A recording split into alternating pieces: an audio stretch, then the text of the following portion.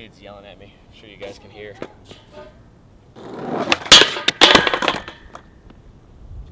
Holy shit. I almost didn't catch myself. That would have been sorry. It's just gonna like heel flip. Dude. Just can't fucking figure it out. So, these kids are determined to ruin my session, so we'll get feeble grind and answer questions at home. When I say feeble grind, I mean feeble to grind.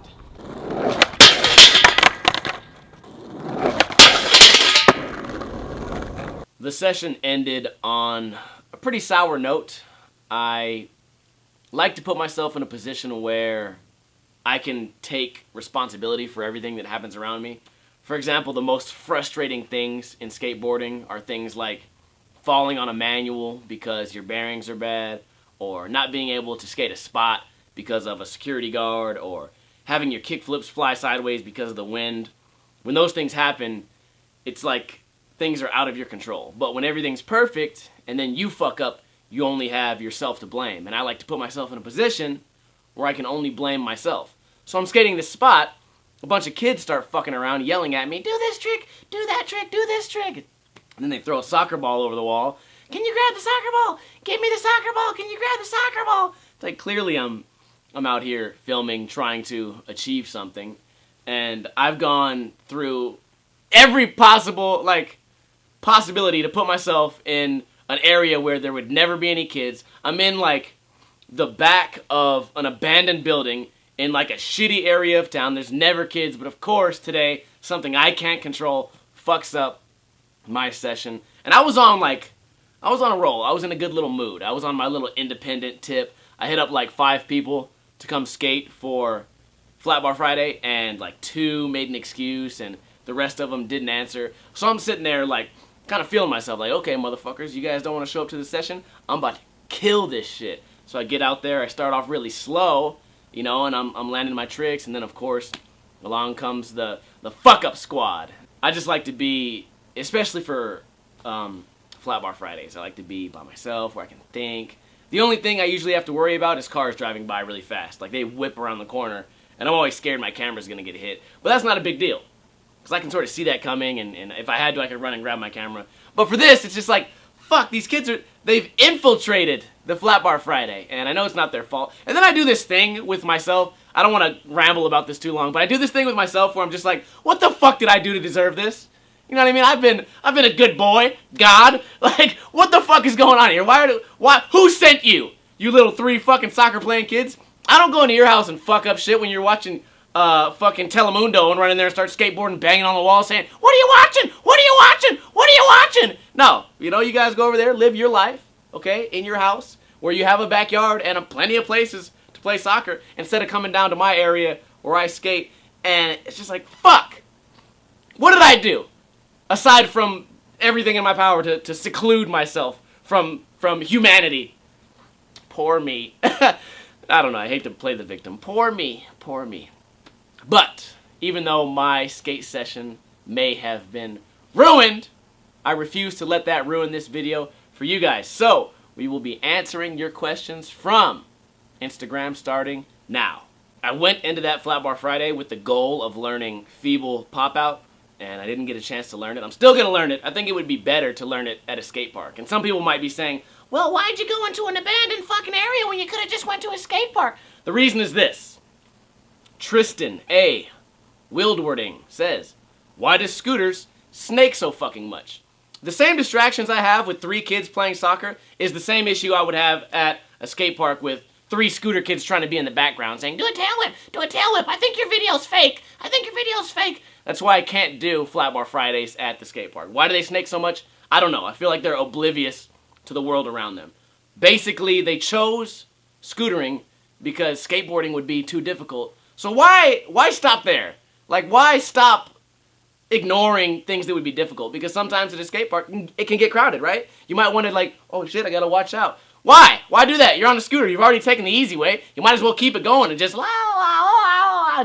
fuck it. Just fuck, no rhyme or reason or anything. And on top of that, scooter riders, no need to even learn tricks. Just stand on, find the most skated obstacle, stand there, and text. Better yet, suck your handlebars like all those fucking memes do. I've seen that shit in real life, by the way. Next question. Ethan Heine says, why did I start a new company? Question mark. Was it hard? Question mark. Starting a company was not hard. Just do the research. Why did I start Cake Muscle? To me, it's kind of a joke. It's always been a joke. And I do take it serious because it makes me a little bit of money. But the whole idea is that the fucking company's called Cake Muscle. Like, clearly I'm not taking it super serious. Much like my entire skateboarding career, I do want to, make money and be successful. But at the same time, if all this went away tomorrow, I would just go back to working, and this would have all been just a big fun thing to do. I'll always continue skateboarding, but the whole, like, taking it serious, like, being stressed out, it's not somewhere I want to be. But then again, maybe I'm being hypocritical, because if Cake Muscle was selling 5 times what it is now, I'd probably have a reason to be stressed out. But it also, shit, I'd be hitting the Outback Steakhouse, boy. I'd be in there, Applebee's, like 2 for $20. Fuck no, I'll take the steak, boy. Choo! I don't know, I don't really have, there was no, like, defining moment where I was like, time to start a company. It was really slow, and it started out as like, well, let's just have, like, some boards for the crew, and it slowly got bigger and bigger. I think Andy Schrock's Revenge, which now turned into Revive, started the same way. It was just like a friends thing, and then it kind of got bigger through YouTube, and then it was like, oh shit, over the course of 5 years, it became this big, awesome thing, and I like to follow that lead, but, the shit's called Cake Muscle. I fucking steal graphics all the time. I'm not taking this shit too serious, and I don't know, I run that shit the same kind of way that I run my channel, I try as hard as I can to be successful without, giving up my sense of humor and shit like that. Does that make sense? I mean, if it doesn't make sense, too bad. Enjoy Skater 14 says, your favorite rail trick? Question mark. Either one you can do, or your favorite one to watch. My favorite rail trick to do would probably be crooked grind, because it's always been really easy for me, especially down things. I've gotten older, so I'm not much of a handrail killer anymore, but as a kid, I crooked everything in sight. My favorite one to watch would probably be a tie between front feeble, because front feeble is one of those tricks, much like the hard flip, everyone does it a little bit different. It's just like a trick that can be really steezed out. And back over crook, I feel like, is a really awesome trick to look at. Even like back nose blunt, but back over crook specifically, Malto has a super good one, but there's like a million people out there who have really good back over crooks, and I love to watch it. I don't know, maybe I'm crazy. Least favorite, believe it or not, trick to watch is back lip. I don't like it. I think it looks weird. I don't know why. Skate God 818 says, hey, at Black Ninja LV, can you make more mini ramp videos? I really enjoy them, and they are really awesome and entertaining to watch. Thank you, Skate God. I try to make them semi-entertaining. If you want to see more, just tune in every Monday here on Ninja Lifestyle, where we release mini ramp every Monday. I get a lot of comments, maybe complaints, just bitches saying, when are you gonna fix your mini ramp? It's all fucked up, it's too hard. I would never want to skate that mini ramp. It's built so bad. I'll never fix that mini ramp. It's manly, it's tough, it's difficult. I don't want some pussy-ass easy thing to skate. I'm sure everyone who likes these videos likes like the tough, like gritty, like fuck it, these tricks that you're landing are now twice as cool because they're twice as hard. If I wanted some pussy-ass, like, ooh, boring ass, go back and forth, like, no, like, hardcore, like, slashing into your grinds. If I wanted some pussy-ass shit out there, I would have built a fucking scooter rink. But I built a mini ramp that's like a goddamn Jersey barrier, and I'm happy with it. And I feel like skating that will make you good at any mini ramp, especially the ones made for pussies. Kevin Golf says, do I like meeting fans when they are respectful? I prefer not to call you guys fans. I call you guys followers. We're all doing the same thing. I have this weird like idea in my head, and tell me what you guys think about this below. When you call someone a fan, it kind of like makes them below you. But when you call them a follower, it just means like, oh, you just follow me on social media. Or like supporter. I would say more like supporter. But I meet you guys all the time, and it's always a good thing. And I feel like I meet a lot of people who dislike my channel, And when you meet me in real life, it's always going to be different than me performing in a video. It's going to be different than me playing my character on like a scooter video. I get a lot of scooter kids come up to me and they're like, what the fuck is your deal, man? Like, why you hate scooters so much? And I'm just like, motherfucker, I don't fucking hate scooters. Can you tail whip? And then of course they don't tail whip because no scooter rider can tail whip.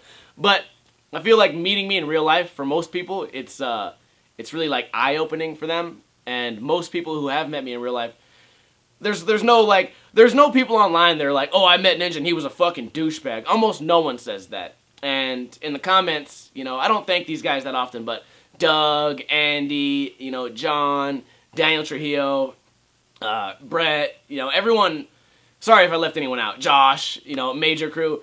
Whenever someone says something super fucked up about me on their channel, a lot of the times they jump in the comments and they're like, you know what, we hang out with this guy, like, we know what he's really like. If he was really a douchebag all the time, we wouldn't hang out with him. And I feel like that should be common sense. You know, like, I'm one of the smaller channels, you know, especially today.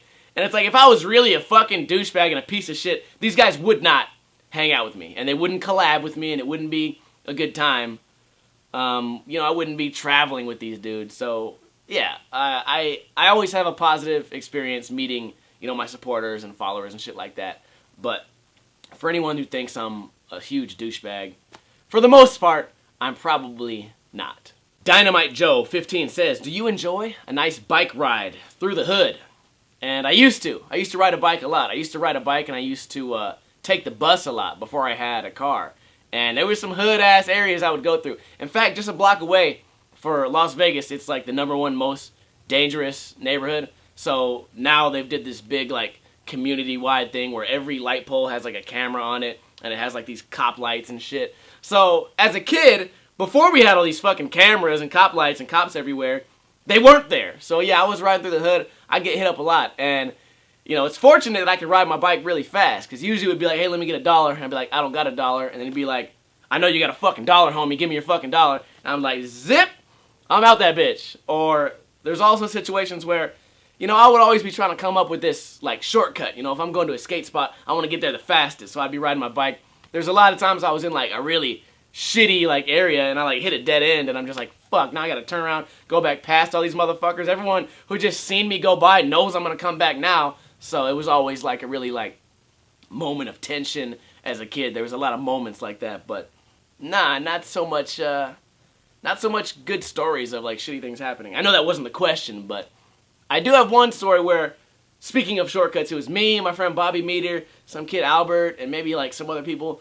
We were trying to go around this like imagine like streets like this. We were trying to go cut through here and then go this way. Just a shortcut, you know. You get it. Just fucking do the math, motherfucker. Picture it. And we ended up in the middle of this big ass park. And I was like, fuck, dude. We went too far. We could see ahead. There's no way out.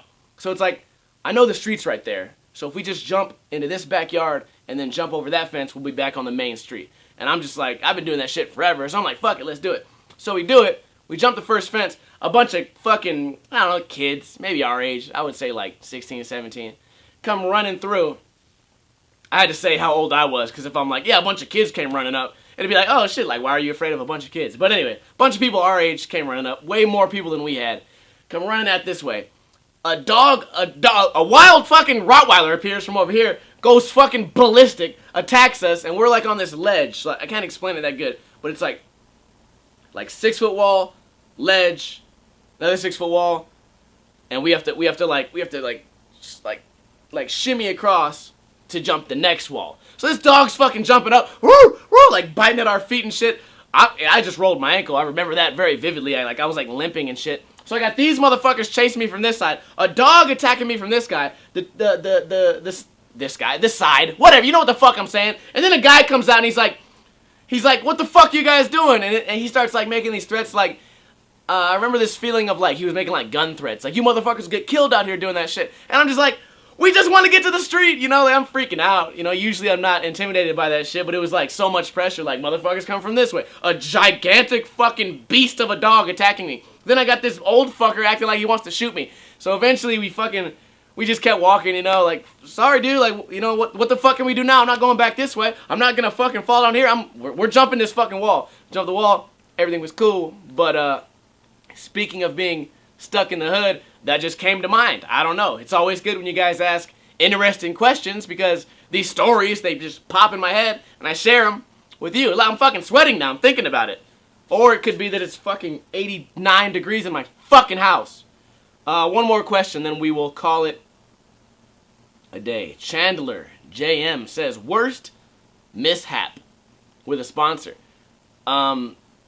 This is the kind of stuff that I would not talk about. Not because I'm afraid of like ruining the relationship or whatever, but it's because future potential sponsors, you know, things can go wrong, and you don't ever want to be known as the guy that like blabs about that shit. Like, oh yeah, I was working with this company. They were some real fucking douchebags, man. They owe me a lot of fucking money. Fuck them. You would hate to be the person who's known for doing that, because then other companies might not want to work with you. Not because they're going to rip you off, but because, you know, shit happens. You know, things go wrong in business, and sometimes people don't get paid, and sometimes you don't do your job right. So I will not answer that question, but I will answer that question with a reason for why I won't answer that question. Hopefully that that's a little bit of advice you guys can use in your lives. Don't talk too bad about other people in terms of like business, unless like you're really down to do it. You know, I'm not afraid of no fucking companies or whatever for me to say some shit. You know, I put a lot of my business out there, but for a question like that just to be casually answered, nah, I'm gonna stay away from it a little bit. You know, I'll talk about it on like a live stream, but I'm not gonna broadcast it here for you guys. By the way, we do live stream a couple times a week. If you guys see the notification on Instagram, come join us. That's all I got today. Sorry, Flat Bar Friday was ruined. Okay, I might need to go and talk to Donald Trump about these goddamn Mexican kids and their soccer. I don't know. But until next time, guys, thanks for watching. I tried to save the video. Sorry there wasn't a lot of skating, but that's how life is. Just because my session's ruined doesn't mean you guys' video has to be ruined also. Kuna Matata, bitches.